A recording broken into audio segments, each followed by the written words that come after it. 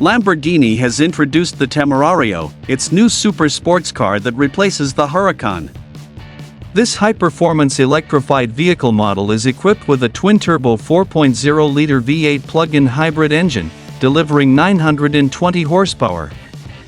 The car can accelerate from 0 to 62 miles per hour in just 2.7 seconds and reaches a top speed of 211 mph. The Temerario features a newly developed 90-degree hot V8 engine and 3 electric motors, making it all-wheel drive. Performance is enhanced with features like drift mode and launch control. Additionally, the car has a 3.8 kilowatt-hour battery that can be charged in 30 minutes. In terms of design, the Temerario was described as a mix of the Revuelto and Huracán. Aerodynamic improvements have increased downforce by 103% compared to the Huracán Evo.